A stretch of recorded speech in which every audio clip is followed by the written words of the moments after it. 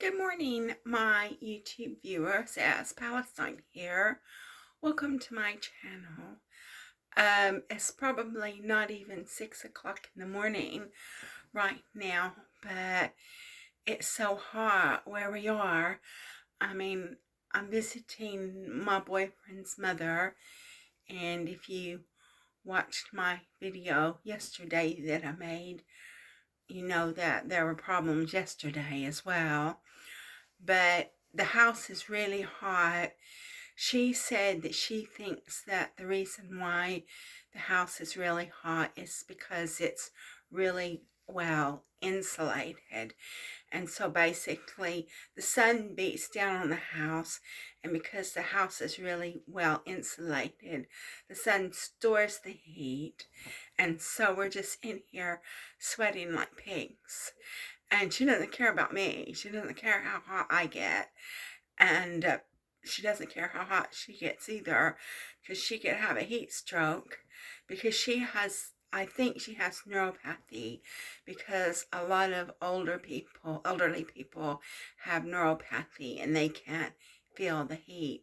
And I think she can't feel the heat, but I think that she could give herself a heat stroke by letting the house get this hot, because she has all the windows locked, so you can't open any windows. So we're all in here just sweating like pigs, and that's what she likes. But she even said to my boyfriend, well, I can't feel the heat and you can't either, and since I'm the only one that she thinks can feel the heat, she don't care. And so I'm getting here making this video early in the morning before it gets hot. One thing that I did notice is I watched Tiffany Thinks and I watched Jody Wright, and they're always in really nice pajamas and night clothes and things like that.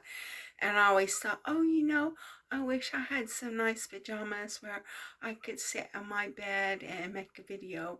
Well, you're wearing the only nice thing that I have to sleep in, because normally what I sleep in is night shirts.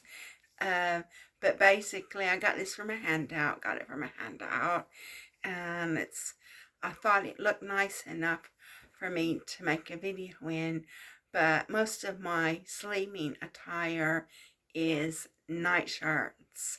And since it's night shirts, I don't really feel comfortable to actually make a video in them. But I think this little night dress is nice. I mean, maybe I should splurge and go out and buy lots of nice sleeping attire, so I can get up in the morning and make a video in my sleeping attire, because Tiffany Thinks makes videos in pajamas and things like that, and Jody Wright makes videos in pajamas and things like that.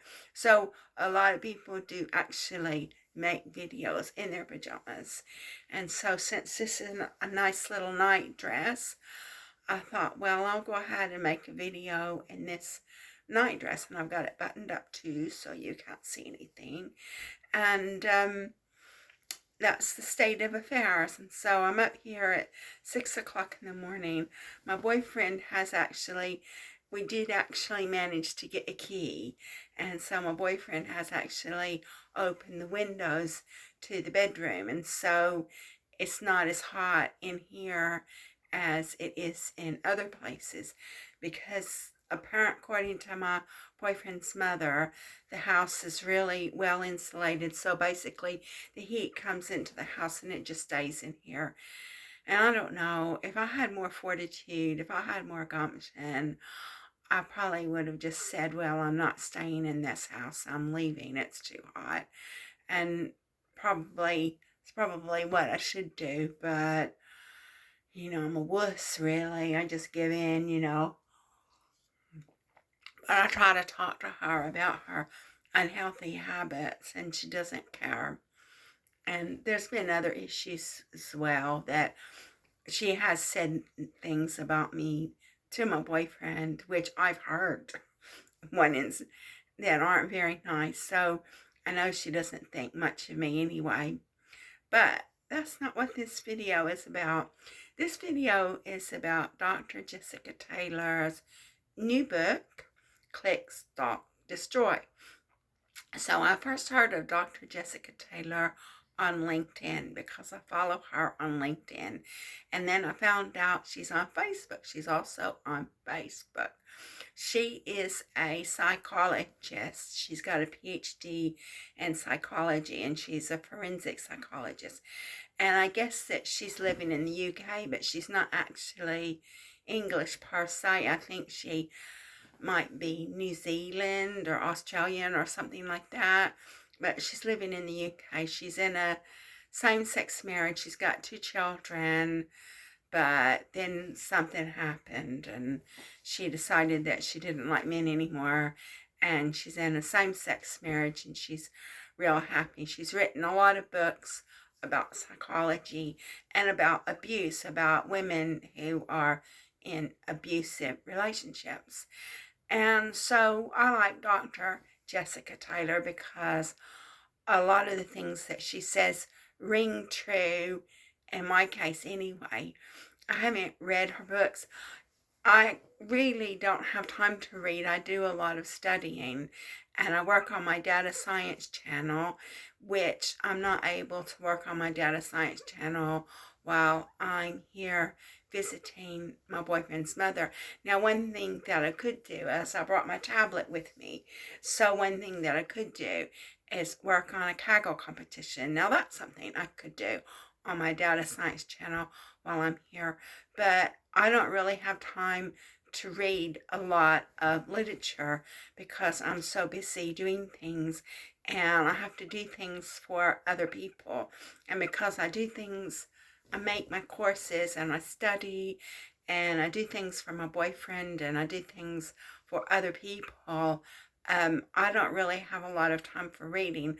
I have read, if somebody sends me a book on PDF, I'll read it because I do have this Facebook friend who I don't know if I was catfished or not, but he has written these fiction books and he's promoting his books, trying to get people to buy his books, because obviously when you write a book you want people to buy them. And so he's promoting his books, and I don't have any money to buy a book, so I said, well, if you send me a PDF copy, I'll read it and write a review.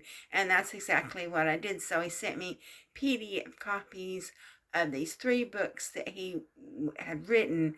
And basically, it's about one woman and it's got 2 sequels. And it's fiction. It's not true. It's fiction. But I did actually read the book and I did actually write a review. And so, yeah, if somebody wants to send me Dr. Jessica Taylor's books on PDF, then I'll try to make time to read them, especially this book, Click, Stalk, Destroy. That's her new book, and I'm just going to say it's starting getting hot now. I'm starting to sweat now because it's so hot, because this house is so hot, and it's cooler outside than it is in the house. And but back to what I was saying, if somebody wants to send me a PDF copy of the book Click, Stalk, Destroy, then I'll put it on my tablet and I'll read it. But I cannot afford to buy any books. I cannot afford to buy lunch, here. And that's another issue, but I'm not going to get into it in this video because I want to stay on track and talk about Dr. Jessica Taylor's new book, Click, Stalk, Destroy. And so basically, I have a great interest in Dr. Jessica Taylor. She's a psychologist and a forensic psychologist and has written a number of books about abusive relationships. And then one of the things that she talks about is how women in particular are pathologized when they complain about being abused. So basically, if a woman complains about being abused, then they say she's mentally ill, she's deluded, and they section her and they put her in a mental hospital. They force her to take drugs, and this has happened throughout history. In fact, this one guy, this Jeffrey Epstein guy, one of his very first victims, that she was abused by him and others. And so she went to the authorities and told them that she was abused by him and others. And they put her in a mental hospital and drugged her.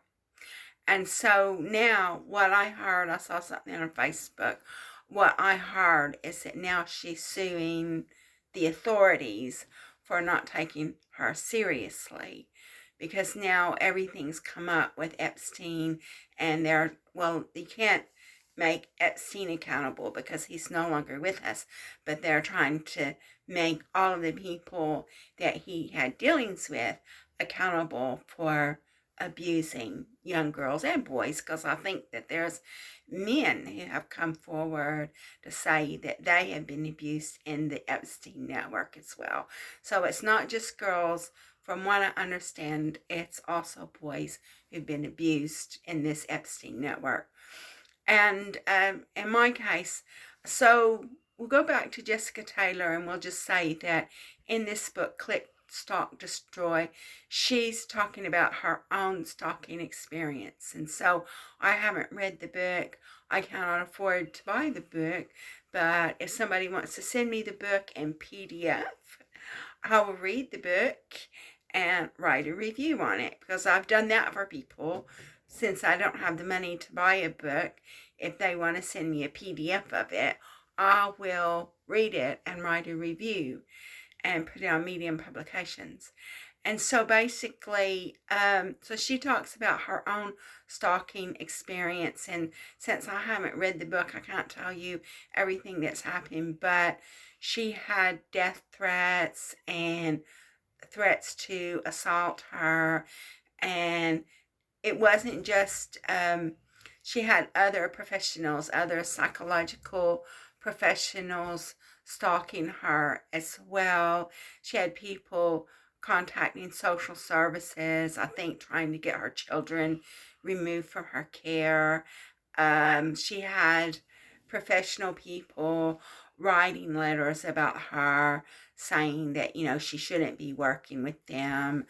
They had people making comments about her sexuality, because now she's got 2 children, so she was with a man twice at least, but she's now decided she doesn't like men, and she's in a same-sex relationship. So she had people commenting about her sexuality, and this stalking went on for a long time. And if I get to read the book, then I can tell you all about it.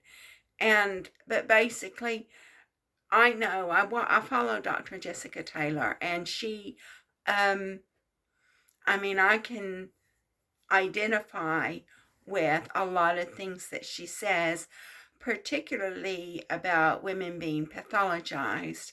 And the reason why is because I've been pathologized. I've been abused most of my life. I was brought up in a home where both of my parents, not just one, but both of my parents, didn't want children. And so I was neglected. The very best case scenario was that I was neglected. But there was abuse there. There was physical, emotional, verbal abuse on top of that. So I was brought up in just an unfit family. Both of my parents were not fit to have children. And so I was born in 1961. And so basically, they didn't have social regime like they have now. So rather than somebody with any intelligence thinking these parents are not fit parents, remove the children, they kept me, my brother, and my sister in that home. So we grew up to be dysfunctional adults. And I'm the one that was abused the most, and I'm the one that has suffered the most. And so here I am destitute.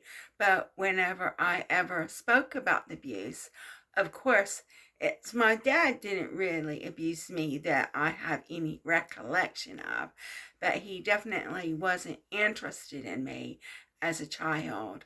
And then if I was abused by him, I don't have any conscious memory of it.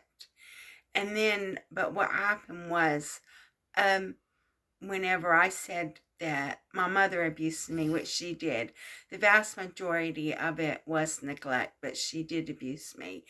And well, she denies it. She denies it because she doesn't want people to know that she abused her children, but she did abuse her children. And I went through a long time where I didn't even speak to my mother because, and believe me, she wasn't missing me. She had all her girlfriends and she was hanging out with her girlfriends, so she wasn't missing me. And then what happened was, I speak to her now. I call her on the phone, and the reason why I call her on the phone is because it's the right thing to do, and I want to have contact with my family. But when she dies, the only person I'll have contact with is my sister. I won't have contact with anybody else. And then, not unless it's on Facebook, but that's not real contact. And so basically, then I joined the military, which is a very misogynistic organization, and I sort of got talked into joining the military. And so I was in the military for 15 years, and my first husband was a monster. And then I met my second husband. He was in the English Army, and he's a monster. Both of my husbands are monsters, or they are monsters. They did awful things. And one thing that I decided, and I made this realization the last couple of days because of my own relationship conflicts, that I've been into two really horrendous marriages, married to two monsters, and I don't want to get involved in anything like that ever again. I don't want people telling me what I can do and who I can be friends with. And if it ever comes to that situation again, then I'm going to get out of that relationship because I don't want to be told what to do ever again. I don't want to be told who I can be friends with. And I've had two monsters in my life who pretty much ruined my life, and I don't want to get involved in that again. And then so, so I was in this abusive military job where they didn't like women, and I suffered a lot of trauma being in the military. And then I got out of the military because I married monster number two. And then so when I found out about his illegal activities of a sexual nature, I got out of that marriage. And then I've had problems with accommodation ever since, So I had given up my career to marry this awful man who had these awful sexual predilections that I didn't know anything about.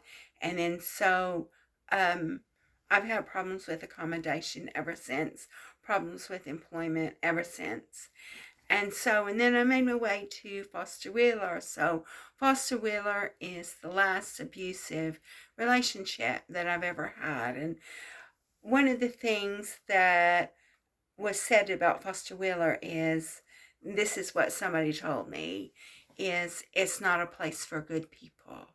And that's exactly what it is. It was not a place for good people. And they had a gang stalking ring in Foster Wheeler. And if it's a business situation, it's called mobbing. So they had a gang stalking ring in Foster Wheeler, and they used their IT department to do it.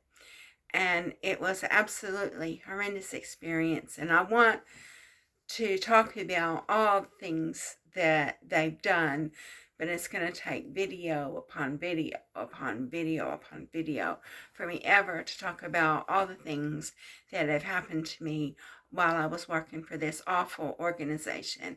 And then so basically, they got in trouble. Foster Wheeler is no longer in existence. Foster Wheeler was sold to AMEC, and then Foster Wheeler ran AMEC to the ground, and then AMEC was sold to Wood, and then Foster Wheeler ran Wood to the ground. And now the last that I've heard is that Foster Wheeler, AMEC, Foster Wheeler Wood has been bought by Sadara, which is a Middle Eastern conglomerate of businesses, but they allowed Wood to keep the name.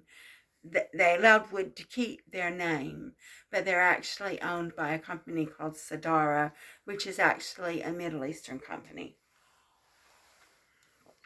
And the things that these people in this company did were horrendous. They went into, one of the things that they did was they wanted me to join Facebook. That's one of the things that they did, and that's one of the ways that they stalked me was through Facebook. And in hindsight, I think that I was catfished.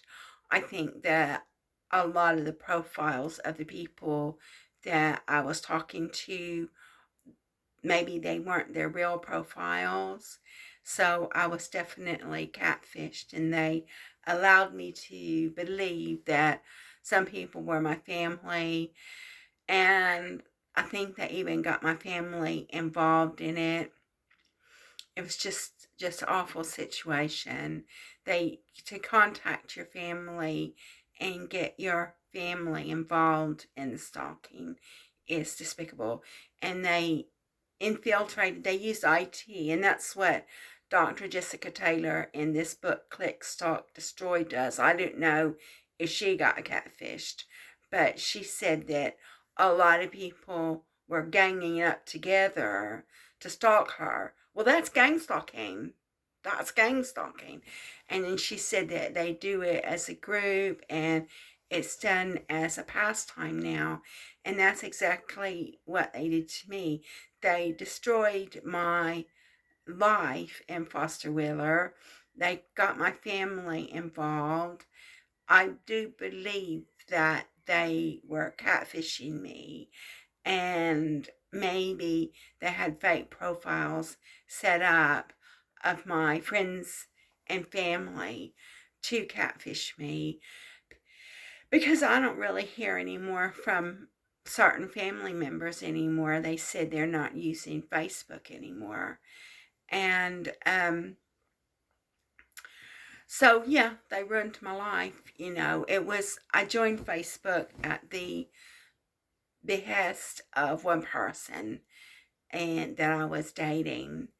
And I'll have to make another video about what all they did on Facebook. And then they had this Google Circles or something like that, because Google had a social networking site as well.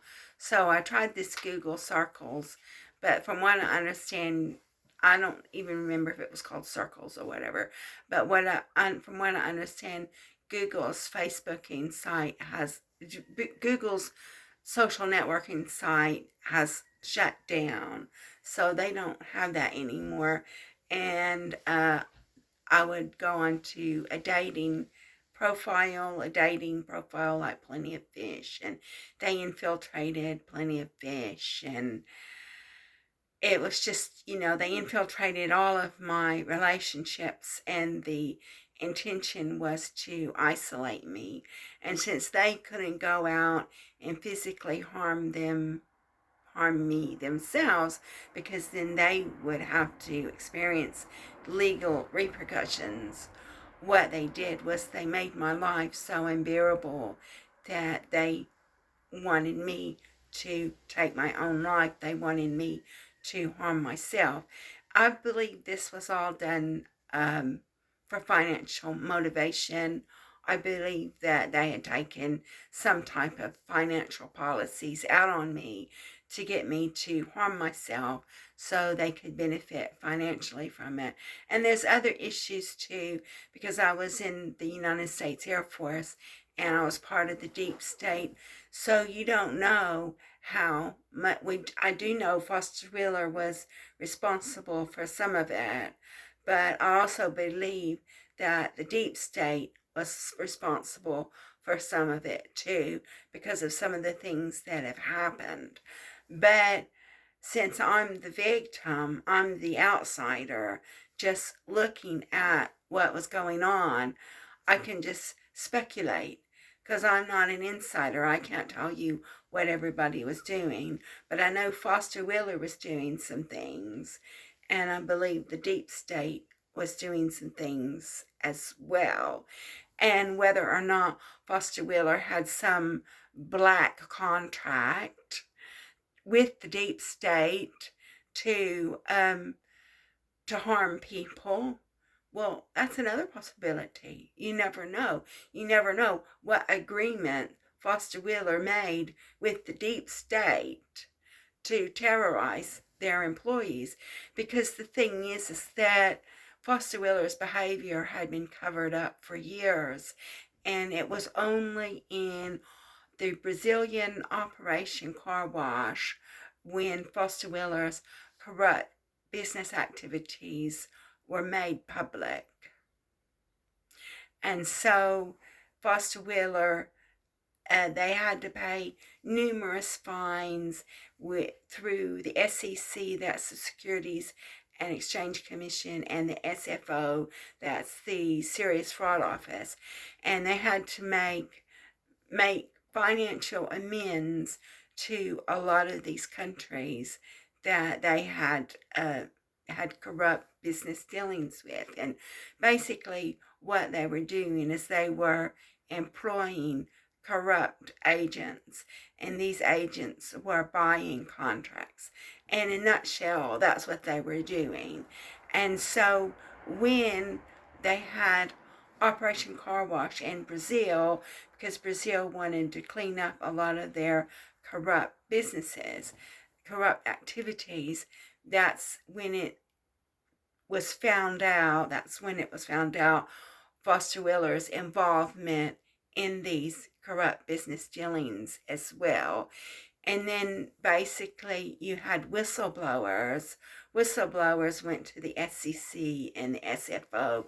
Whistleblowers went to the authorities and told the authorities about Foster Wheeler's corrupt business dealings. But of course, if you read Foster Wheeler's literature, which is a bunch of caca, they say that they reported themselves. No way did they report themselves. No way did they report themselves. Maybe after they were reported by somebody else, they may have reported themselves, but no way did Foster Wheeler report themselves. And so yeah, Foster Wheeler is no longer a company, and it's a black mark in the project management consultancy industry for a long time. But so although Foster Wheeler had to take responsibility for their corrupt business dealings, they never had to take any responsibility for how they treated their employees. And I was not the only person that they harmed. Fortunately for me, in order for me to survive all this, I blocked a lot of it out. And so I can remember a few names, but in order for me to stay alive, my brain blocked a lot out of what had happened. But it was an awful company to work for. They treated their employees terribly. And I do want to make some more videos about some of the things that they did to me. That I haven't blocked out. I blocked out a lot. And one of the things that they did do was I had like a document which was like it was in its, maybe it was 60 pages, but I had it typed. And so what they had done is they'd taken that document and they'd pared it down to like 20 pages. And so they stole most of the experiences that I had because they wanted to remove any comments that I had about the way they treated me. That's one of the things, because this was all done with IT, and they had sophisticated IT. So although I had a 60-page document that chronicled all the things that they did to me personally, they took that document, because it was all computerized, and they took that document and pared it down to 20 pages. And it was just an awful situation. They went into my personal relationships. They destroyed my personal relationships. I got catfished. They had people in the company pretend to be my friends, and it was a terrible, terrible, terrible situation. And Foster Wheeler, they had to take responsibility for their corrupt business dealings, but they've never taken responsibility for the things that they did to their employees. And so, going back to Dr. Jessica Taylor, that's I can sympathize with her. I can relate to her because this click, stalk, destroy, it was done to me. They did it in person. They had people, they did it in person, but they also did it through the internet. And it was a terrible experience.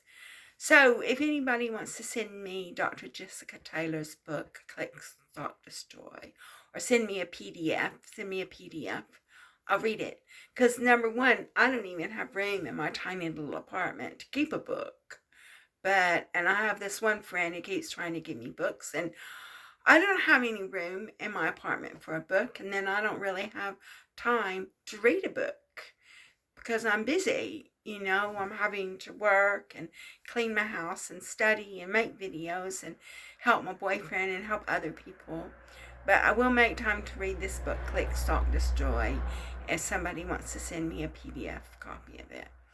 So I hope it'll be an interesting book. And then also her book, Click, Stalk, Destroy, in the last couple of days, it was supposed to be made available in the UK. And something happened, and the books disappeared, and they didn't have the books. And so she's trying to find the books through her publisher. I don't know if she self-published or if she found a publisher to take her on, because it's very hard to get a book published, and a lot of people self-publish. So I don't know if she is self-published, or if she found a publisher that would actually publish the book without her having to pay for it. I'm not sure exactly. But all of her books have gone missing. So I don't think that's any coincidence. I think that's part of this click, stalk, destroy. I think this is part of the gang stalking that she has been subjected to. And because I haven't got the book, I can't say all the things that happened. But one of the things she said is when they started stalking her, and it just wasn't just one person, it was a group of people. And people said, oh, ignore it, it'll go away. Well, it didn't go away. They just went on and on and on, because stalking has become like a group activity. And so now, instead of one person stalking you, you've got a group of people stalking you. And that's what was done to me at Foster Wheeler. And so basically what happened is I was told I was mentally ill. And as far as the UK government is concerned, I still am mentally ill. But I wasn't listened to. I wasn't taken seriously. I was told that I imagined it. So I can relate to a lot of things that Dr. Jessica Taylor is saying. So I'm going to conclude my video because I've talked about some of my own stalking experience with Foster Wheeler and maybe even the deep state. And I've talked about Dr. Jessica Taylor, and maybe someone will send me a PDF copy of the book. And if they send me a PDF copy of the book, I'll read it and review it. So thank you for watching my video. If you like my video, please like and subscribe, and it means a lot to me that you're taking an interest in my very pathetic life.